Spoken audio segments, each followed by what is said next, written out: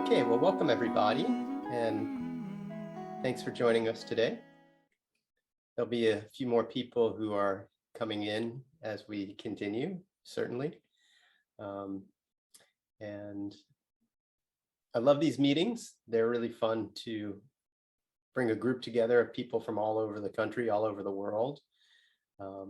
So the purpose of these meetings is for us to make a positive contribution to the web of life by working together.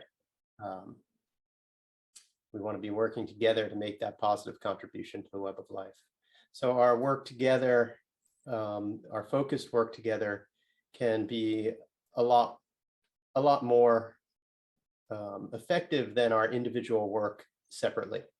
So this is why we take the time to come together, on a regular basis and do some work that will help shift the consciousness of our society, of humanity in general. One of the things, we're all very aware about the ways in which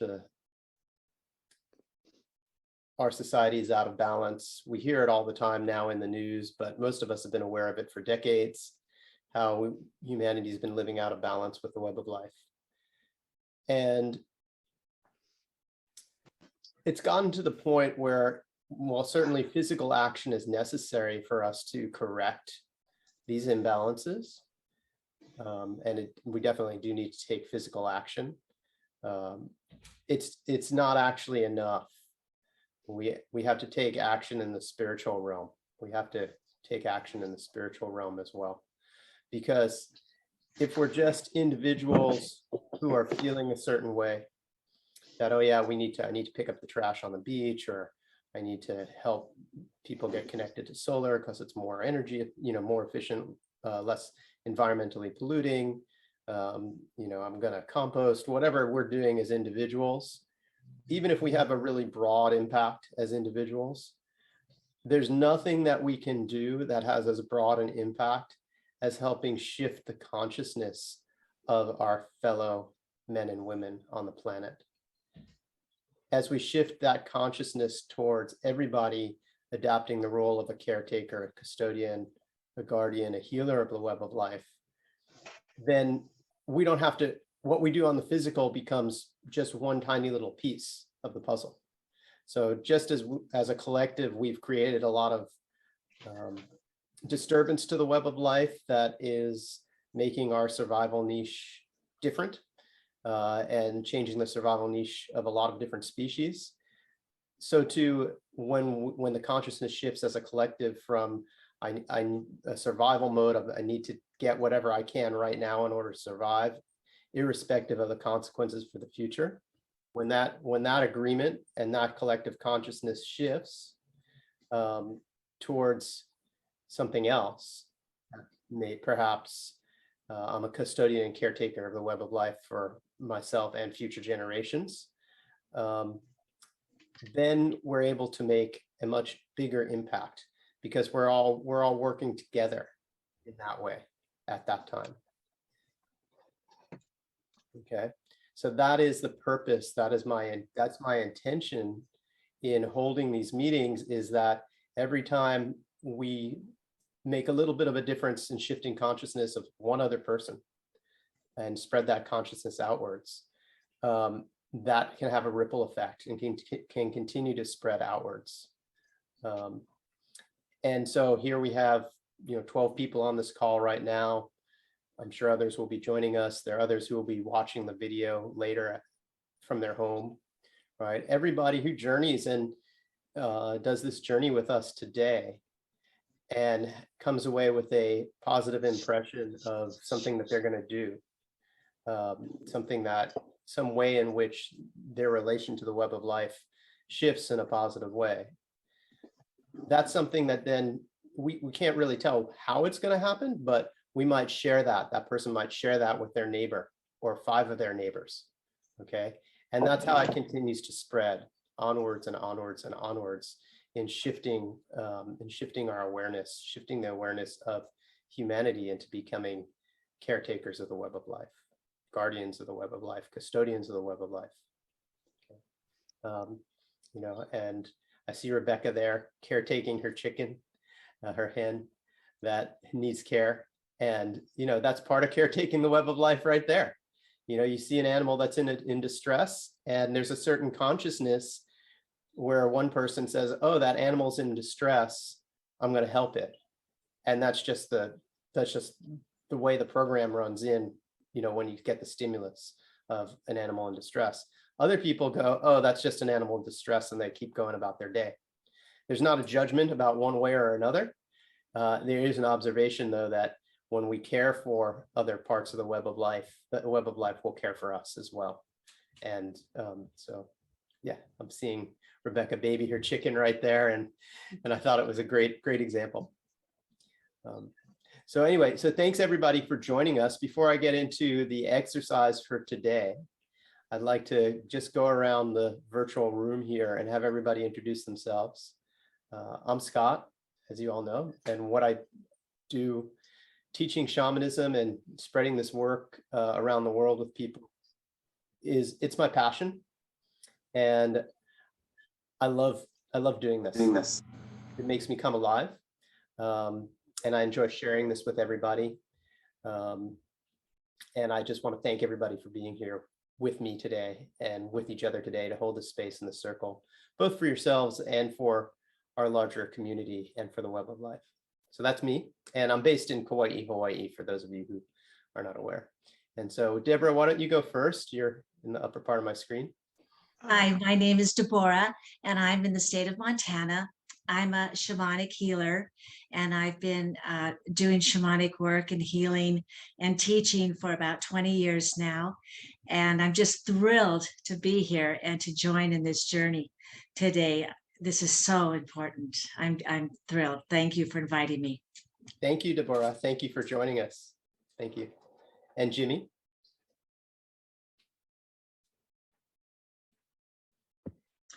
Hi, I'm Jimmy. I've been doing shamanic work like a little over a year, but the last year with Scott. So yay. Also a licensed massage therapist and Reiki master. So I have been doing the whole global energy out there for healing, but I haven't done it as a group with other shamans. Yay! So I'm excited. Thanks, Jimmy, and tell everybody where you're joining us from. Oh, and I'm from well, I'm in West Texas right now. Great. Thank you. And Ray Carmen, is that you? Could you join us? Thanks. Yeah, I'm Ray Carmen, and I'm on Kauai, Hawaii. I'm a healer, but I don't do healing work per se for work. I'm just happy to be here with everybody and be a part of this group and go with the flow. Awesome. Thanks, Ray. Thanks for joining us. Thank you for inviting me. Yeah. And Will?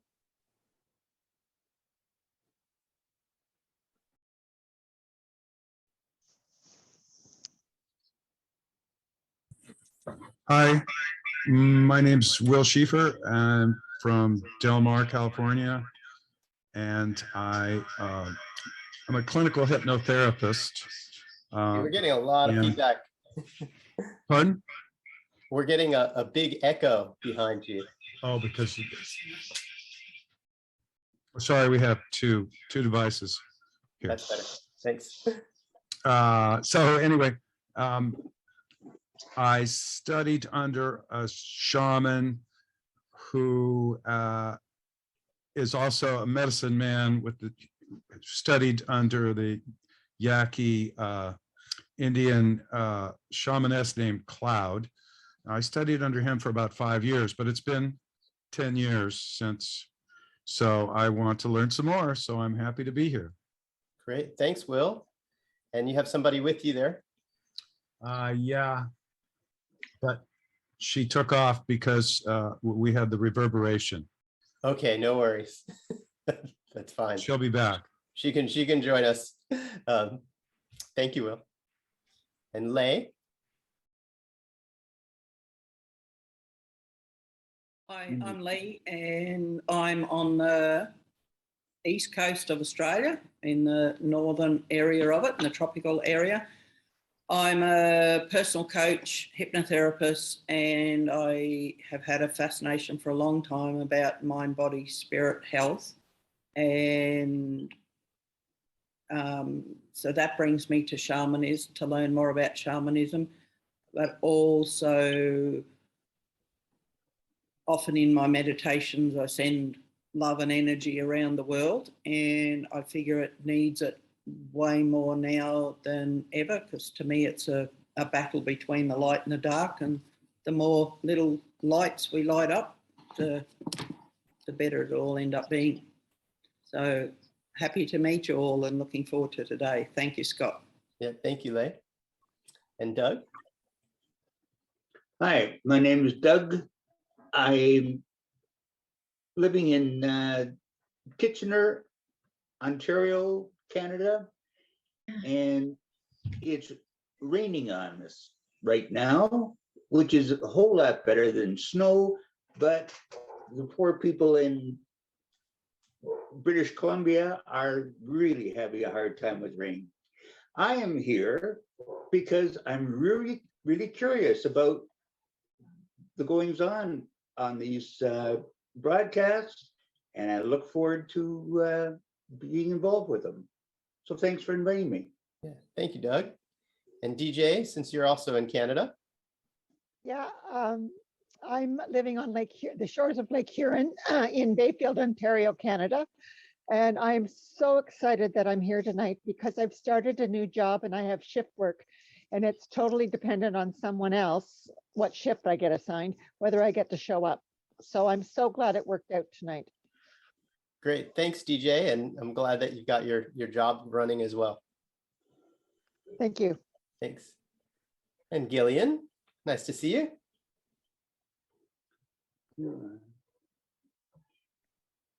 Sorry. Hi everyone. I'm in the Snowy Mountains in Australia, down in the southeast corner. Hi Lee. And I'm a medicine woman. I've been sort of studying with the New Zealand Medicine Woman Centre of Esoteric Shamanic Studies for 10 years.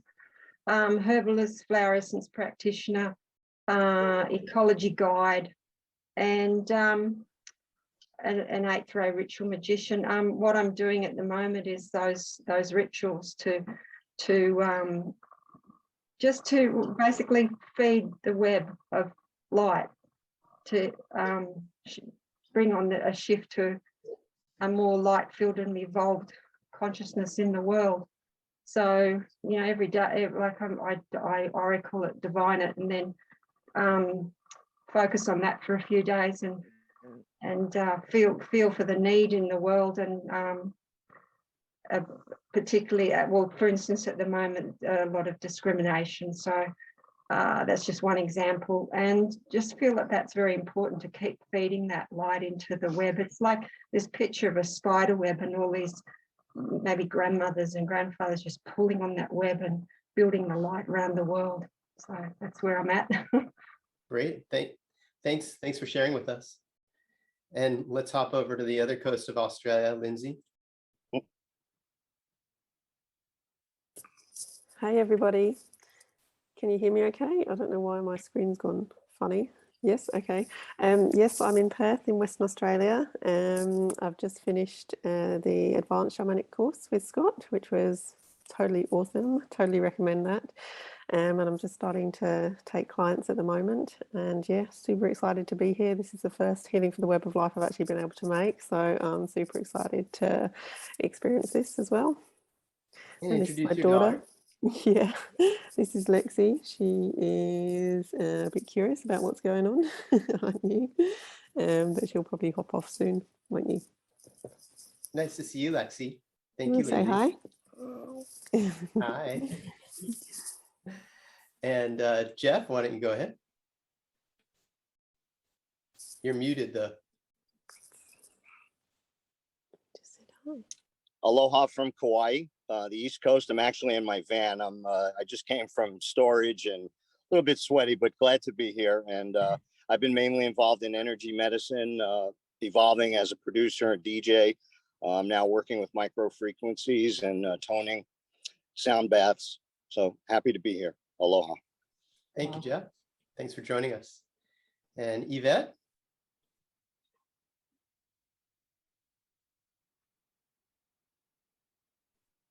Can you hear us, Yvette?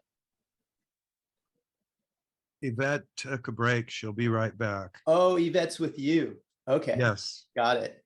By the way, Will, you might want to at some point connect with Jimmy, because Jimmy's grandmother is Yaqui, was Yaqui. Oh, cool. You guys can talk about that on your own time afterwards. Sharon, you want to say hi to us? Hi, yes, I'm Sharon and I'm from Michigan. And I've been with Scott now. I don't know, Scott, how many times I've done this with your group, but it's been several. But my background is, again, a repetition for some people, but it's just training through two women that, or well, it was one woman that did some studying and became a shaman through Sandra Ingerman. And then from there, I did online courses with Sandra. And then since then have just been doing it through like online with you, Scott, and then maybe one other person that does it. So yes, but I'm from Michigan, USA. Thank you, Sharon. You're welcome. And Rebecca, say hi to everybody. Hello, I'm Rebecca, and I live in Washington State. I live on Vashon Island, which is a little island just west of Seattle. And I am a therapist and have a private practice, and just did the 10-day shamanic retreat with Scott in August. I'm in the intermediate class now, so really enjoying the training. And I have a special guest with me. This is Sally, my very favorite chicken, and she is fighting for her life after being rudely attacked by a predator. Was it a dog or? We're not sure if it was, one of our chickens got attacked by a 90-pound mastiff, but then we also have coyote. And so it was one of the two, probably coyotes, because it was a particularly vicious attack. But I'm trying to nurse her back to health. Well, good. We'll send her some good energy as well as we do this class today. So thanks, Rebecca. So thank you, everybody. Thanks for joining us today and for taking the time to introduce yourselves. What a nice circle we have here, a combination of some new people and people who have done this with us before. So just a couple of technical administrative items. While we're, especially while we're journeying, please make sure that you're muted, because if I start to drum and you're not muted, we have this wonderful feedback, which doesn't make it very easy to journey. So if you can just make sure that you're muted and then unmute yourself when you want to speak. And then I just want to check in with everybody. I know that many of you have journeyed to the lower world before with the drum, or journeyed to the upper world with the drum. Is there anybody who has not journeyed with the drum before? And is there anybody who doesn't understand what I mean when I say upper world and lower world? Okay, great. So we're all on the same page here. Great. That makes my job a little easier today. That's awesome. So our intention today is to learn the wisdom of water. And through learning the wisdom of water, we're able to understand quite a lot. Each person is going to have their unique teaching. So the way I teach, there's no right or wrong answer in what you're shown in the journey. We're each unique vessels. The energy, the medicine is going to flow through us in our own unique way. And so if Creator, Great Spirit, gives me a teaching through a journey, it doesn't make the teaching I receive any more or less than the teaching that you receive, even if they're different. And they should be different, right? Because we're all unique. We've all had unique walks in our lives, and we all have a unique gift to share with the world. Okay, so what I'm looking for when I teach and in these Healing for the Web of Life meetings is that we're actually journeying, that everybody's journeying. You're either meeting your power animal or your teacher or one of your helping ancestors. And then you're asking the question that's there. The question today is, I want to learn the wisdom of water, and how can I share that wisdom in a way to help heal the web of life and inspire humanity to become custodians and caretakers of the web of life. Okay. Now that message, that teaching, that healing can come in many, many different forms. Okay, the message will potentially be different for each individual. Sometimes we see some similar things. There'll be themes through it, but they'll always have, each person's journey will have their own flavor. Okay. One of the things about water is that water carries vibration. And so when what we infuse with the vibration then gets transmitted like ripples out on the water. So today, as we're infusing our intent, the vibration of our intent to help humanity come into right alignment, step into our roles as caretakers and custodians of the web of life. Okay, as that becomes infused in what we do, that can ripple outward. Okay, so this is part of the wisdom that we have within the water. Okay. So basically what we're going to do today in the journey is we're just going to journey. We're going to ask for the wisdom of water, and we're going to ask to be taught the wisdom of water. You can journey to, for those of you who know how to journey already, and most of you already do, lower or upper world, your choice. Okay. Please don't journey in the middle world for this journey. Okay. Keep it in the upper or the lower world. And you can work with a power animal. You can work with a teacher. You can work with a benevolent blood ancestor. Okay, that's your choice. Okay, and then just pose the question. I want to learn the wisdom of water, and I want to know how I can apply that wisdom in a way that will help both me personally and other people step into our roles as caretakers and custodians of the web of life. Okay, and then you can also ask, are there any other messages that I should be given to come back to share, either with the group or with our community at large? Okay, does that make sense to everybody? Does anybody have any questions about that? No, we're all good. Okay, so when we journey, I'm going to actually step off the screen, and I'm going to lay down on my couch and drum. And then after the journey, I'm going to give us about 5 minutes or so to take notes, and then everybody's gonna share in the group what you were shown in the journey. Okay, here we go.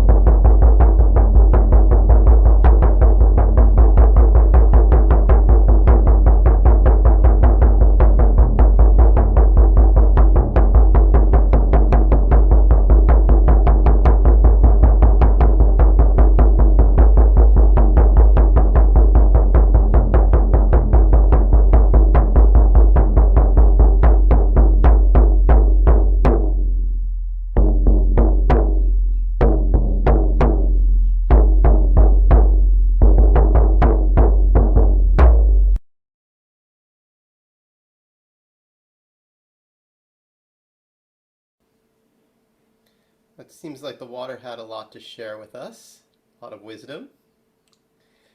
Those of you who are still journaling, continue to journal. We have a few people, I think, who have finished journaling. So whoever's finished, you're welcome to go ahead and share. Who'd like to share first what you were shown? Scott, I can if you want. Sure, that's great. Thanks, Sharon. Yeah. And I don't have much time. I'm sorry, I'm kind of squeezing this in tonight. We have Hanukkah and a couple other things going on. So, but I really appreciate water is like my total, that I don't know how to speak the right word for it, but it's like, it's a big part of who I am. Like I need water. I know that's an essential part. So I started out by just asking like what percentage of water I was, because I always hear all the different numbers from science and different people. And I got that I was 98% water to start with. So as I did my journey, I first thought go up or whatever. And right away I was told to go back down because I had my very first power animal was a manatee in the water. So it was like, please go down and spend time with your manatee right now. And so I did that. And my manatee said, water can take on like any form, like just like my power animal has taken on the manatee form, water can also take on, as we all know, right? I'm in Michigan, so we've got snow on our ground right now, but we also will be getting ice. We will be getting all kind, everybody knows rain, blah, blah, blah. So, so there was all of that. So, but it sent me, the power animal just sent me right back up. And as I went back up, I took on the form of a snowflake. And so it was like literally the brilliance and the unique patterns that we all are in the crystalline form of water. And that was pretty mesmerizing. And, I think I would have not felt rushed. And I don't feel rushed because of you. I feel rushed because of my own schedule. I would have stopped and just drawn that snowflake because I felt like there was a pattern. But anyway, so I want to spend more time. I always want to spend more time with your journeys because they're so deep and meaningful to me. But I asked the basic questions, like you said, like, is there any message we could share, the wisdom and what have you? And it was the basic stuff. Again, water is life. Water is essential. We can call on water to help. Like it can help us at, like we know whatever, when we are in need of it. It can respond to our need for it is what I got for it. Like it literally is a part of us. You know what I mean? Like we always know that there's always a water in the air, there's an atmosphere, there's the humidity and what have you. I got the information the best. Right now I'm concerned about water personally because I drink a lot of it. So I just asked where are the best sources of it, and it said higher up, and I was like, even like mountains or what have you, but for whatever reason I got C, and I was like, I'm in Michigan, so I think of Canada because that's a higher up from us north. But I need to get sources of water that are higher up than the areas I get here in Michigan local. I definitely got that we're polluting it currently. And then I was just like, what, as far as my drinking, because I drink so much of it, I was like, do I need to start investing in certain proper water distilleries or purification units and stuff like that? And I need to go back and spend more time really being still on that one, because that's really where I'm at with that. So that was, all in all, I would just say it was one of those journeys that left no stones unturned, I think that it's got so much depth to it, and the variables are there, but we can't deny the importance of water. And I think that just tapping into like the element of water for me is something that I need to spend more time of. I had to stop during the journey and drink water. I literally was like, you need to like, I'm going to run a marathon tomorrow, to be honest. And it was like, start hydrating, please hydrate right now, take the moment and just stop and pour water. And I have honestly 5 bottles in my bedroom as I speak. And I was like, no problem, but I'm drinking water and blah, blah, blah. But that's it. It was an excellent journey. And I did my shamanic jump with you because I want to start getting to where I can do the drum beat better and get into and be able to journey with the drum beat, not go into a trance all the time. You know what I'm saying, Scott? Like, yeah, I like to drum. I like to drum for myself. I encourage everybody to, when you're ready to drum for yourself, because it allows you to control the tempo, the strength of the journey. The journey will ebb and flow. And especially for those of you who might be doing healing work on clients, sometimes in session work, it has to be strong, and then other times it has to be gentle, and sometimes it has to be slow, sometimes it has to be fast. And so, at some point the drum is drumming me and I'm drumming the drum. I'm not sure what happens. Right? It's like there's a point where we merge with and become one with the drum. And so it's the helpers that we're working with in the spirit world are guiding us to the drum. But it just comes with practice. The more that we're able to turn off our logic thinking mind and slip more deeply into the spirit mind, then the more easily we'll be able to drum for ourselves through the journeys. Okay, but if you're having to think about the drum beat, then it's distracting you from your journey. Then okay, of course it's easier to listen. But once that becomes an autonomic experience where you're just drumming and you're not thinking about it at all, it really energizes the entire experience to do it yourself, because it becomes one unified whole in what you do. Yeah. And then I also want to share with you, Sharon, that before you go to bed tonight, take some time to draw your snowflake. I Because will. think there is a huge teaching there that you were Yeah. drawn to that still needs to integrate. There's lots of different teachings that probably came through for you with what you shared. I think drawing the snowflake will reveal something further for you as well. Thank you. But it was really good. I really appreciate it. I appreciate the energy of your group. Yeah, and thank you so much for taking the time to join us. Thank today. you, Scott. Yeah, thanks. Okay, who'd like to go next? Go ahead, Jimmy. Then Rebecca. Okay. I went to the upper world, to my guide up there, and had asked him to teach me about the wisdom of water. And what I was shown was water in all its forms, and then I was shown water in all its moods. I saw like lots of raging storms and hurricanes, and the seas just rolling, and then I saw from that, tsunamis and hurricanes to very calm pools of water, and then I was shown how that water is healing, and besides its destructive powers, how healing the water is, and then I asked, how can I use this wisdom, for myself and for the web? And what I was told, another thing, it flashed to my ancestor, Moon Woman, my grandmother from First Nation. That's who I journey every full moon, when I asked her that very first time. And she always uses water and the reflection of the moon in the water for her healings that she did. And that's why they call her Moon Woman. And so then, let's see, what is it? God, there's so much, there's a lot. Then when I asked about how I can, it helps me and the web, the only thing I was told was, what's in the part is in the whole, and what's in the whole is in the part. And so, and then that's when I was shown Moon Woman, and then that the water that she used back then is still here now. It's just gets redistributed over and over, and it's all shared. And the place that I'm at now, here in West Texas, our water, we can't drink the water here because it's got so much arsenic, and it has to be, we have to buy the water. And so the water that we buy, I still do a little Reiki on it, clean it up a little bit, change the vibration so that I can intake it. So, and that's what I have to do for myself. And so what's in the part is in the whole. When I do that for myself, I also do it for the family. I'll do the whole water jug, whether they know it or not. So I just do it. Yeah, that's beautiful. So hopefully I'm helping the web that way. And that's basically it. Yeah, I mean, I'm sure it's deeper than that. I probably need to do some more journeying on it, because water, I love water, but I'm more earth than water. So I need to find a little balance. Thanks, Jimmy.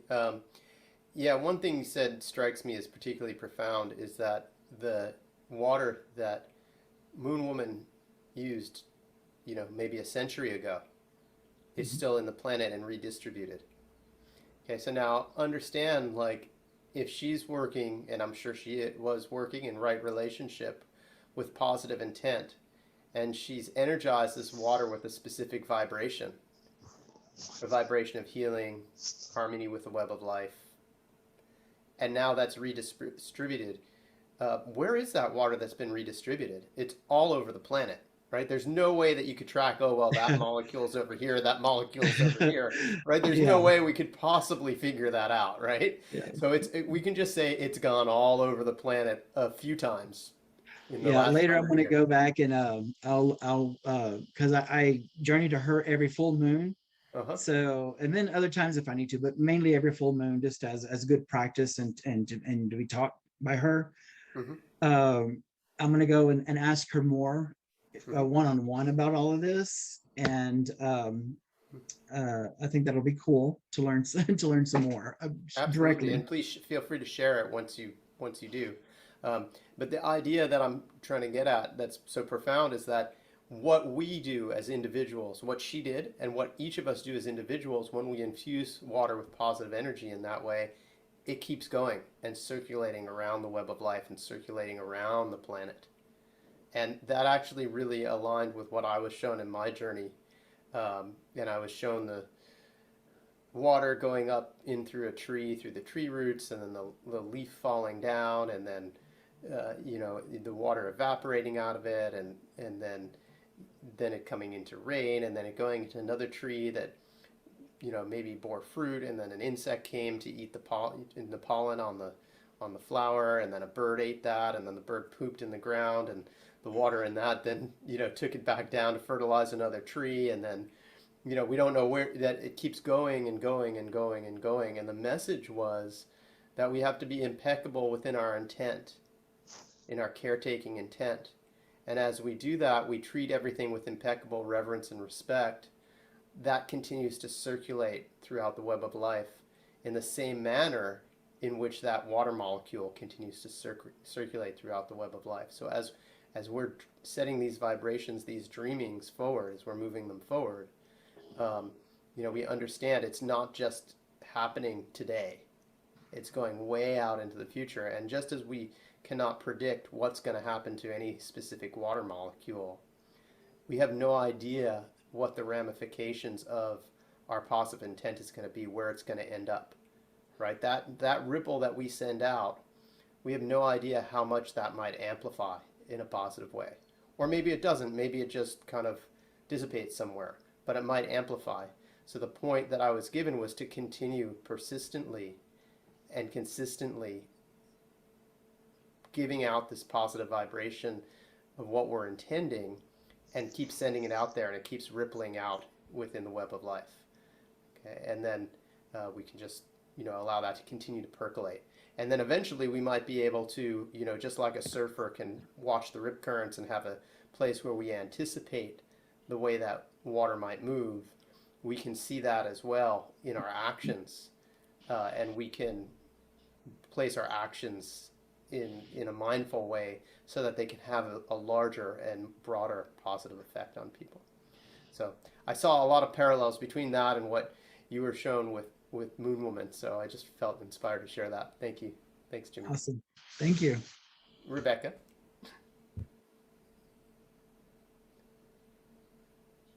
So I journeyed down to the lower world and met my two spirit animals, the wolf and hummingbird. And I asked what was the wisdom of water. I asked them to show me the wisdom of water, please. And first wolf showed me the ocean and said water is everything, that water is life, and that water belongs to all of us, but doesn't belong to any of us. And like the term international waters, when you get a certain amount out from shore and it's international waters and there's no, nobody owns that. She said that that's how the whole earth is meant to be, that it's meant to be shared by all of us and not owned by any of us. And then after that, she took me to Brenake's Beach, which is the spot where I almost drowned this summer. And she said that she was taking me there to, well, she showed me first like a baby in utero and said that life begins in water, but that water gives us life, but water can also take life away. And that we have to always be in right relationship with it. And essentially, because she had already said that water is life, water is everything, like that we have to be in right relationship with everything in life. And then she showed me, she like took me to this pool of water, like a gazing pool type thing, and showed me how, you know, we can see our reflection when we look down into water, and that it's not, that's just an illusion, that like that life isn't about just us. That we project ourselves, we project like our own shadow sides onto other people, instead of owning it ourselves, and that we need to, you know, that we need to own it ourselves. And that that none of us are better than any of the rest of us, that we're all, she kind of like showed me the global population, then sort of that we're all equal, that we're all made of the same thing. We're all mostly water. We're all the same.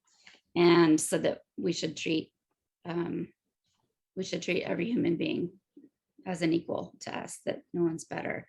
And then I asked if there was anything that I was meant to share with everyone.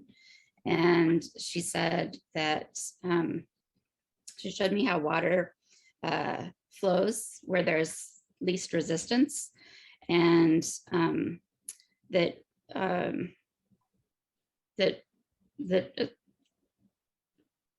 we need to go with the flow, essentially, that we need to not fight the water, but that we need to, meaning we need to not fight that rhythm of life, that flow of life, that there's like a flow and a rhythm to water, and that if we fight it, that's when we suffer, and that we need to go with that, you know, natural flow.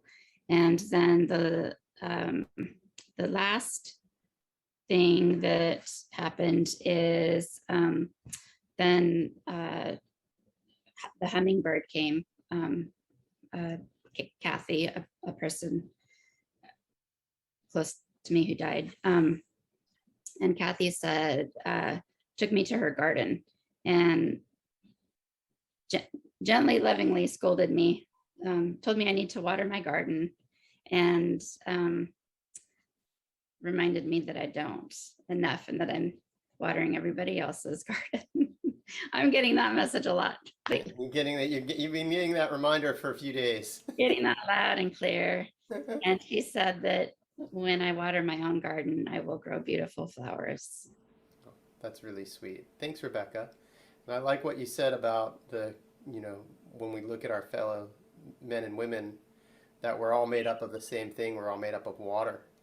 And so that is a strong lesson as far as what vibration are we putting out there, and understanding that, you know, because water does carry vibration, if we're putting out a positive healing vibration, then that resonates into the other people that we interact with.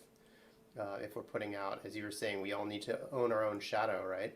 So if we're projecting our shadow or externalizing our shadow outwards, then we're essentially giving it to somebody else to process for us, which isn't fair, right? But when we own it ourselves, then we're able to interact in a much more kind and loving way with our fellow men and women. Thanks, Rebecca. Okay, who'd like to share next? Go ahead. Go ahead. We got Deborah, Gillian, and Lee.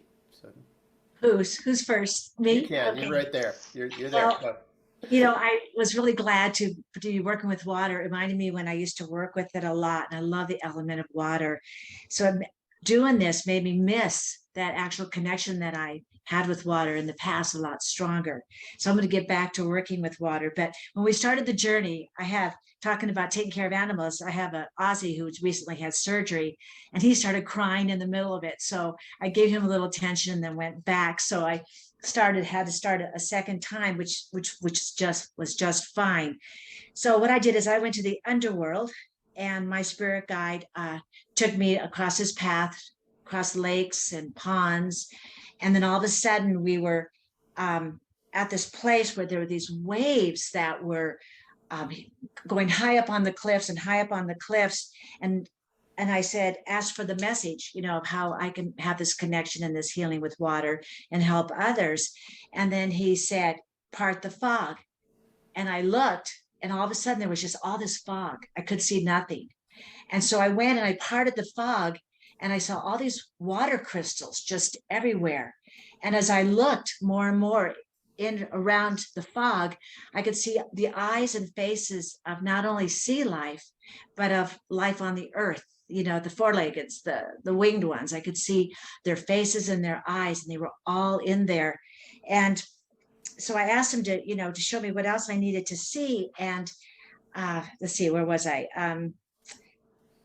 He asked for help, and he pointed to the waves. And I looked at the waves, and they kept getting higher and higher. And I turned and looked at my spirit guide and said, what is it you're trying to show me? And then he pointed up, and the whole sky was full of stars, just beautiful stars. And the waves had actually reached to the very tip of the stars. And then I saw, and it was very beautiful, but I asked for help, to try to understand this message that he was giving me. And he said that this was the message about the waves reaching the stars and all the life, that the connectiveness of all life, and how that we have to connect to the water to show our gratitude. It's so important to have true gratitude for the life of water. And so we need to honor it when we use it, when we take a bath, when we flush things, when we drink it, to thank it and to give blessings to it and prayers to it. And that helps all the molecules in the water heal. And so he just mentioned that the message I got, that nothing is separate from the very smallest animal in the sea up to the stars and the planets in heaven. And so I gave thanks to him. And because of my interruption, I'm going to go back and journey more about this. But it was a beautiful, beautiful journey. And I'm really grateful to be connected back in that way with water. Thank you. Thank you, Deborah. That's beautiful. And as you say that, it reminds me of something else that I was shown within my journey as well, about the gratitude and the reverence for the water. Yeah. And the way it was shown to me was that, some people will just, the water, we need the water to wash away the toxins, right? Both in our body, but also outside. Like if you look at industry, or even if you spill something on the ground outside your house in your yard, you use the water and you spray it down just to dilute it, right? Mm-hmm. How many of us are, and I was shown this mindfulness of mindful gratitude, and modeling that vibration will spread outward. We don't have to worry about teaching per se. It's just through the modeling of that gratitude and the modeling of that mindfulness. Because if we don't have that, if we take it for granted, what would happen to us if we no longer had the water? If the water became saturated with toxins, that's it. Yeah. We're done. Life is dead. Yeah. We're all done. Yeah. Right? Or some other life form that lives on those toxins will thrive. The web of life will continue. The web of life will rebalance itself. But we who need this particular balance in the web of life, and the other species that need it, will not thrive. So that gratitude is exactly what you're saying. Everything interconnected. And Right. if it washes away, and we're getting the same or similar themes, right? I heard it in what Jimmy said. I heard it in what Rebecca said. I hear it in what you were shown as well. It's if we infuse the water with gratitude, that vibration spreads everywhere. If we don't, then the other vibration continues to spread everywhere. If we take it for granted, then eventually we're gonna run out of the ability to cleanse ourselves. When we have that reverence for it, absolutely, it just continues the cycle. We model that and we spread that consciousness. So, Yes. thank you so much Thank for you. sharing that. Thank you. Okay, which of our Aussie ladies wants to go next? Go on, Kelly. Thank you. This it was like amazing vision. It was I sort of really smiled when I got on board today, and you said it's about water, because I've just been to a retreat down on our south coast, and it was hosed down the whole time. We were wanting to get outside, and the whole east coast basically is flooding and just getting totally washed with water. So like I really empathize with British Columbia as well, but this is what I saw. I journeyed down through beautiful spotted gum, and turtle is my power animal of water in the west. And what I saw was as if Mother Earth is heavily pregnant, and like a vision of her about to give birth to a new earth. And it was incredible. There's just like a lot of other people, just all these visions of water and everything flowing, the light in the water, through waterfalls, rivers freed up. And what also I have realized, I felt this one other time. There's a sacred mountain down the coast called Gulaga for the Yuin people, and there's like a water connection between there and an offshore island that's 12 kilometers offshore, Barangaba, and the mythology is that Gulaga's the mother, Barangaba's the eldest son. When they put a big new highway through there, there's felt this severed connection, and we talked about that on the weekend, the severed connections of sacred waterways. And this big flooding is, we felt like everything's being flushed and is reconnecting. And the sacred of water of Australia, it's really cool that Lee and Lindsay are here and sort of this on these edges of Australia, because this weekend there's a big corroboree on the 4th, instigated by the people from this area, Gulaga and the Yuin people. So I believe the rainbow serpent is the sacred water of Australia, and it's resetting. It's resetting big time. Like we had that big fire, and that's really cathartic, and it's actually horrible, but it was a cleansing and a clearing of the earth. And this is another one. This is another cleansing and clearing of the earth. And I feel like fire and water are the elements that actually are more the cleansers than the air and the earth. Like I think the earth is like New Zealand has all these earthquakes, and they're quite very destructive. It's almost they're not cleansing, they're shaking. And but yeah, this water now is to heal immensely. It's just washing through. So the extremes have that reset quality, and water is a vessel of light, presently through which is presently through the waters. The waters of rebirth and reset. So all the sparkles on the water, and the turtle has a role too, because the turtle travels far and wide. I learned that when I read about when I was in Hilo in Hawaii. There was a turtle really old turtle that they had tracked, and they go so far and wide. So that's, it was a really sort of holistic sort of vision of this rebirthing of the earth. That's what I got, and that we must reconnect these sacred waterways and these severed connections, and respect the waters and how they flow. So yeah, that was mine. Thank you. Yeah, absolutely.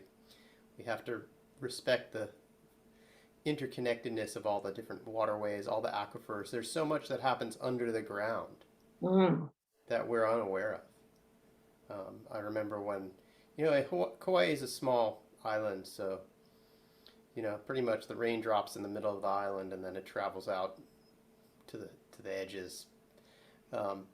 But in other larger land masses, I remember when I was living in the southwest of the United States, there's water that was coming out of springs was coming as rain, 200-300 miles away, and then dropping down these, there was a lot of sandstone in that area, and then it would take quite a while before it percolated down and hit a more impervious layer, and then that impervious layer might have a slight tilt to it, and so rain that would be falling in, parts of Utah might be coming out as a spring 200 or 300 miles away from there.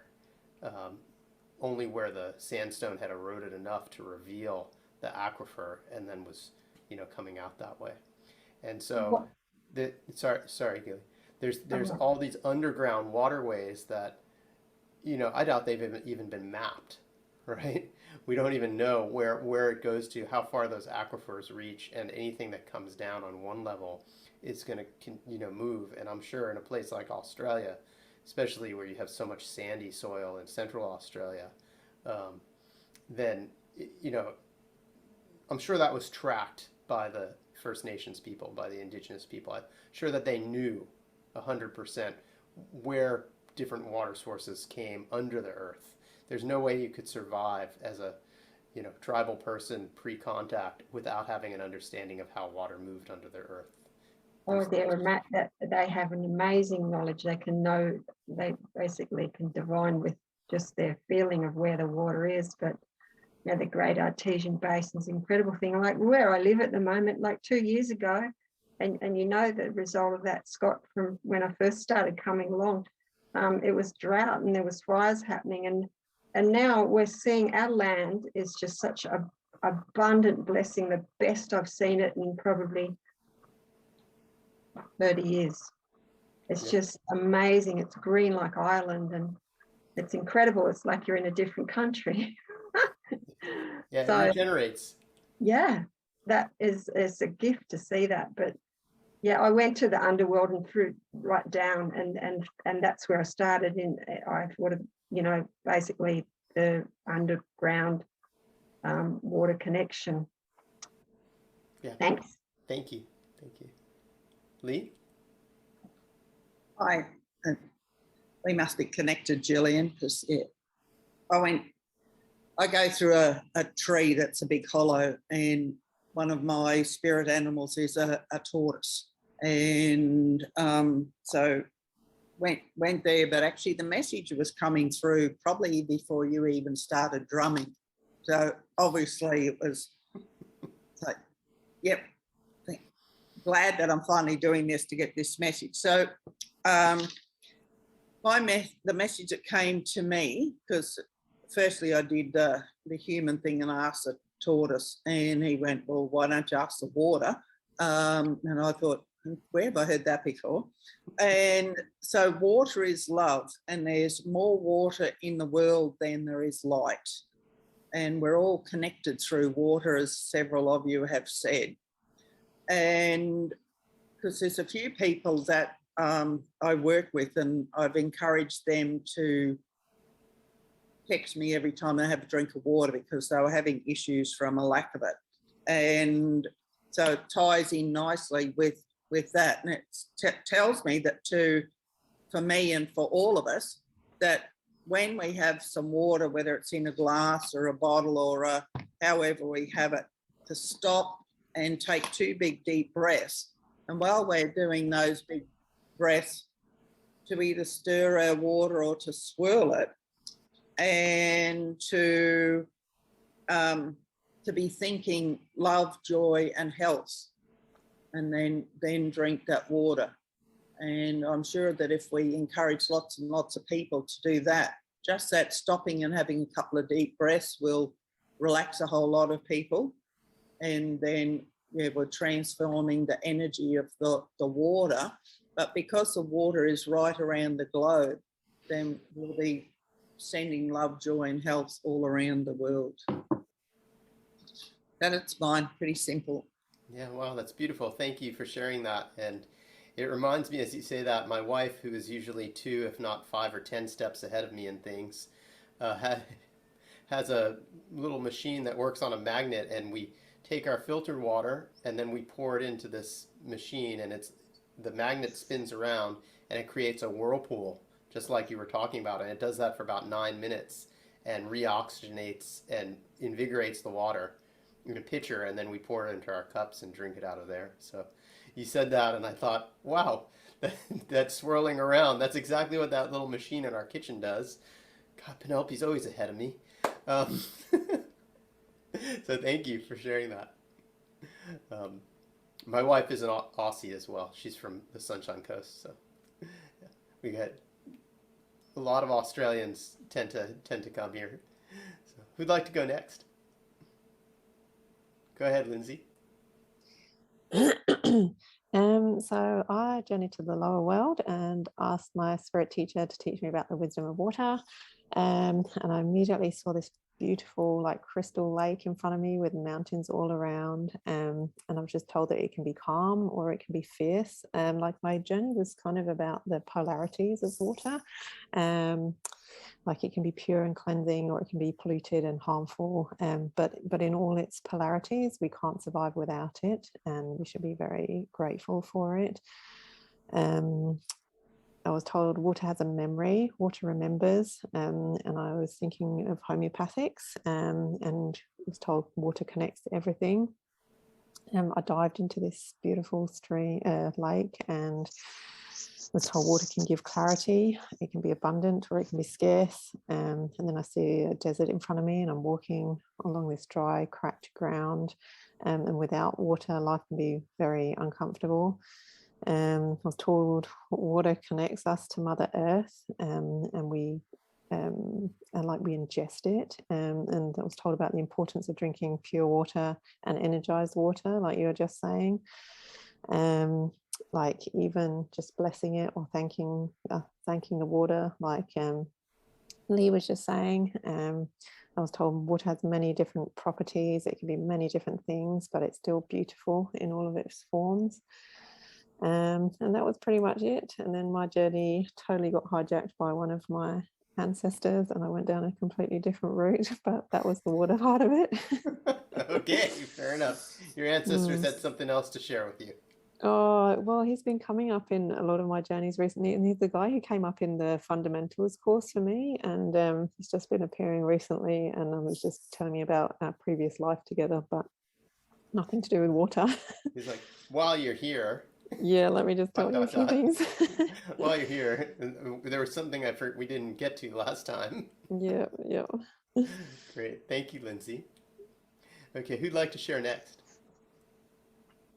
Yeah, go ahead. Ray, and then Doug. Thank you. I went to the underworld with my Hawaiian ancestors and came to a small pool of water, and also sensed the water underground and how it was purifying itself. And then a Hawaiian elder from a long time ago started feeding me water in a leaf, and told me that I could completely heal my body with just water, and said how purifying it is. And then the water started speaking to me and telling me that humanity can't destroy water, that humanity is only destroying itself, and that the disasters that we call disasters are only what we're putting on to it, that there is no good and bad, that disasters actually can turn into things that are for the better, such as flooding areas and stuff like that. That the water was needing, or was going where it was needing to go. And that the water loves us unconditionally, just like the divine does. It has no judgment if humanity destroys itself. It hopes that it doesn't.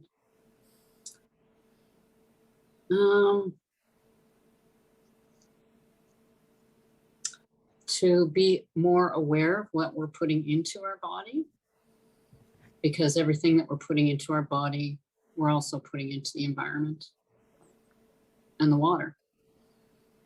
Mhm. So if you're drinking a synthetic juice, then you're also polluting the water.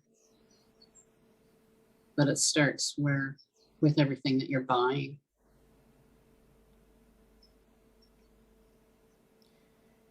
The water appreciated my gratitude for it, and said that it doesn't always feel appreciated. So just appreciated my appreciation. And that was it. Yeah, thank you. Thank you for sharing that. And what you said there about what we put into our body and how that can really affect the water because it comes back out of our body. It just, as you said that, it reminded me of something I read recently. You know, being on Kauai, I'm sure you're aware about the reef safe sunscreen and the need for people to, you know, not stop using the sunscreen that destroys our reefs. Well, I was on Oahu about 4 years ago, and I was talking to one of the scientists there, and she was sharing with me that, and this surprised me, that most of the chemical, I don't know the name of the chemical that destroys the reef, she was saying that actually most of it gets into the ocean, not from people swimming and it coming off their skin, but from the fact that it stays on their skin and then is absorbed through their skin, and then they urinate it out. And then it goes out through the wastewater system and is pumped into the ocean that way, and it can't be taken out of the wastewater system once it's in there. So it actually gets absorbed, not only what we ingest through our mouth, but what we ingest through our skin, what we absorb through our skin, is also really important. So, you know, that idea of living a clean lifestyle. And, you know, of course, being here, you can tell if you're on a trail or on a beach and, you know, 50 feet away, you can smell that sunscreen. You can smell that bug stuff. And whenever I do that, I just go, oh man, please don't walk through our river right now.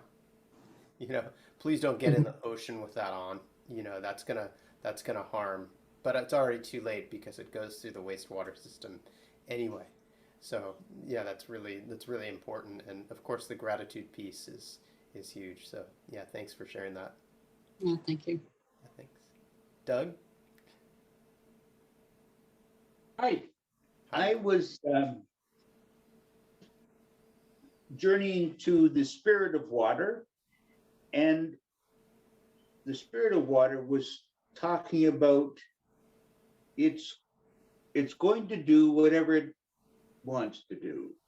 And if we want to change it, we're going to have to work harmoniously with it. We need to be able to speak with it and also be able to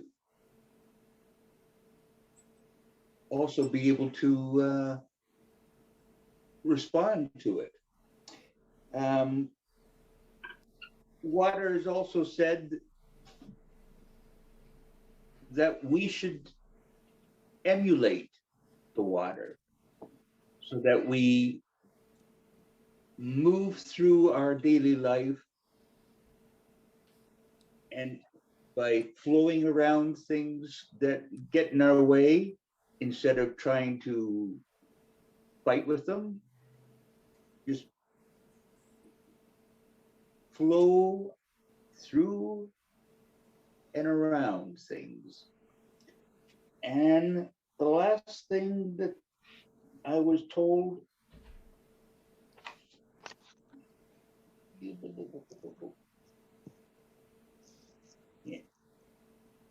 Sorry, I guess I covered that when I said it. We have to work with the water, not against it. Yeah. Great. Thank you, Doug. And yeah, absolutely. If you try to swim against the water, it doesn't usually work out very well, especially if the current's strong. But when we learn to flow with it, it will take us where we want to go. Okay. And the other thing that you said about flowing around things, you know, it's called a water path in martial arts. Okay, there's the water path and there's the fire path. And the soft arts, the soft internal arts like Tai Chi, are generally from a water path perspective, where we're using the energies and flowing with the energies and then positioning ourselves accordingly so that we're in the right position, rather than a fire path which tries to literally blast the energies out of the way. So there's a lot of wisdom in that, and there's a lot of wisdom in, you know, listening to the water, because, you know, if we're going to talk to it, we actually have to listen first, just like any other conversation. You know, if we want to give reverence, that's great, but we also have to listen and see where we need to course correct as, you know, and adjust and work with. So, yeah, thank you. Okay, we have a few more people. Who else would like to share? I can. Thanks, DJ. I went to the lower world and went down to, I went to the lower world, but ended up on my beach. And I was reminded that there's like a dual nature of water, that it can be peaceful and calm, and we go to the water to play, to relax, but there's also a very destructive force in water. And, you know, when the winds come up, the waves hit the clay shores here, and we see huge trees topple over because they can't be supported. And then in the journey, I merged with water, and I followed the path of sort of how the wave starts and builds power and becomes the white cap and crashes on the shore. And it was interesting just sort of feeling that power that water has. So then I asked water what I needed to share. And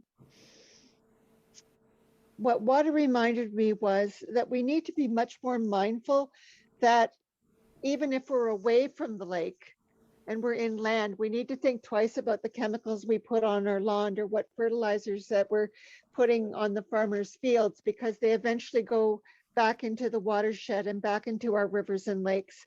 And it can become a very vicious cycle and very toxic. And so we need to practice mindfulness. And water also reminded me that it's easy for me to think of water as infinite because I'm on one of the Great Lakes, but there are a lot of places in the world where water is scarce, and we need to think about just how we're reusing water and make sure that we're sharing it with others. Yeah, absolutely. Thanks, TJ. And I was shown something similar to that about the, you know, there's a certain tolerance of pollutants in the water, and after that point, we talked about this earlier, it gets to be a bad thing, right? We're only able to, the water can only do its job up to a certain point, right? If we keep dumping more and more and more toxins into it, then it reaches its carrying capacity. And that's what that you were sharing about being careful, you know, refraining from putting poisons on our fields and on our lawns, and instead doing things in a more organic way. And as you were saying that, I just now had this vision as you were saying that of, if a human being, if our blood is polluted with, you know, whether it's a bacteria or a virus, we tend to run a fever, right? Until our blood purifies out. And when we're sick, what do we have to do? We got to drink lots of water, right? And that's what Ray was saying also about, you know, if I just drink pure water, it will heal my body, right? It flushes out those toxins. And here we are talking about global warming and temperature rise. And at the same time, you're sitting there saying, oh yeah, and the water is starting to reach its carrying capacity. So the earth is starting to run a little bit of a fever here. So we've heard this fire-water juxtaposition in 4 or 5 journeys already. And so I think there's a theme that's being revealed here as well around that, around as we care for the water, it also balances out the fire and makes sure that everything is able to stay within its optimal operating band, right? We all have that, I think we call it homeostasis in a human body. I don't know if you'd call it homeostasis on a global scale, but you know, we want to stay within that band that keeps things functioning well. Yeah, thank you, DJ. Thank you so much. You're welcome. Will or Jeff or Yvette, would you like to share? Yeah, I just got back to my place. I kind of got interrupted up there at the point, but messages started coming in right when I got to the point, because for those of you recall, I live on Kauai where Scott lives, and was up this beautiful point, which is a great place to go to look out at the whales and see the Pacific Ocean, and the colors were beautiful. And I wish I was still there. I'd show you a quick shot. But strangely enough, the county of Kauai weed whackers came by to trim, and I had to leave the point. But, you know, when I first sat down, you know, one of the first things I was going to say was water is life, which seems to be very common in many indigenous cultures. And that's one of the first things I learned coming to Kauai and learning what I can from the host Hawaiian culture. And, you know, in the word Hawaii or Hawaii is so much of what so many have spoken of already. Ha is the breath, Vai or Wai, the Vai is the water, and the E, the last I, is the spirit.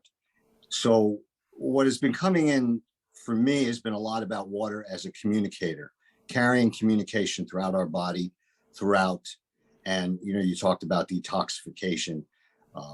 You know, and that can happen on so many different levels.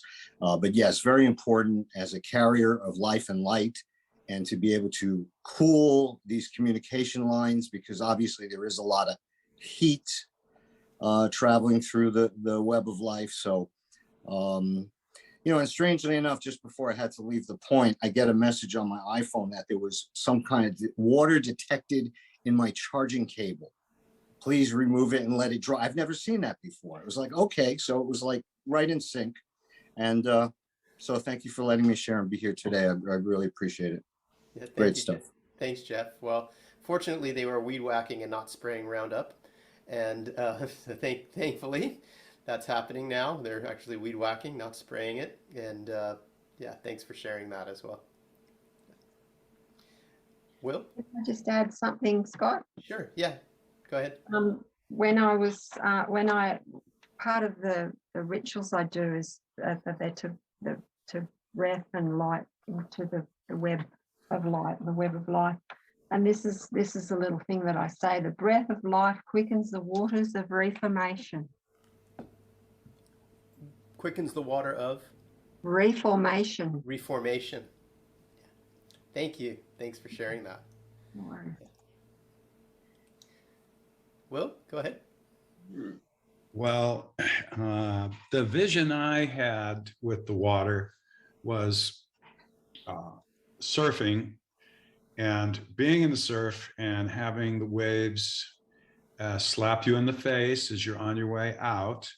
And then when something happens on the wave and you end up under the water, especially on a big wave, you have to let go. You usually put yourself in a sort of a fetal position and put your hands over your head so your surfboard doesn't knock you out. And then you have to relax. And you have to relax. And sometimes the wave will hold you down for more than a minute.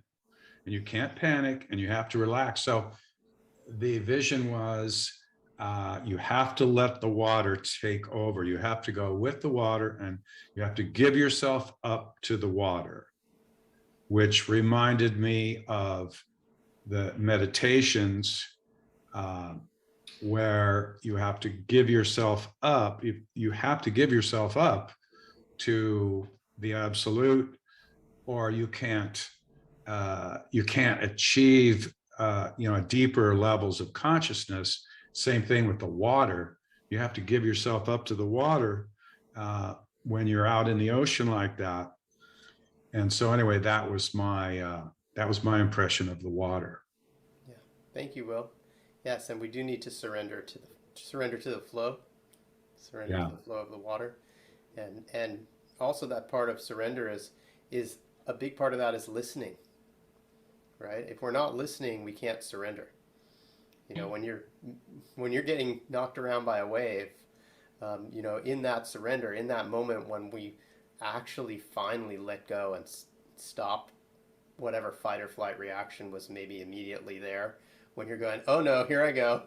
You got that moment of tension, right? And then, Right. and then you're like, I know what I got to do. I got to relax. Right. Right. And so there's that time period in there where there's that internal battle. And then eventually you get to that relax point. And it's only when we get to that relax point that we're able to listen. It's only when we get to that surrender that we are able to listen. In that moment beforehand, we're not listening. We're going, oh crap, this is gonna hurt, or whatever. Or, here I go, right? I'm not listening. I'm listening to my program, my fear, whatever it is, and it might be a very valid fear, right? It might be oh wow, there's a reef down there. This is really gonna hurt, right? You know, but Right. nonetheless, there's that moment when we finally do surrender and we're getting taken by the water, and we have no choice but to allow that wave to finish it, and then hopefully pop back up somewhere, right? In somewhere nice, not somewhere, it's not somewhere where it's pulling us out again into the next set. And that moment, that's the moment when we are able to listen, is when we have that place of surrender. So, you know, we do have to get to that first. So yeah, thank you for sharing that. And Yvette, are you with us? Would you like to share?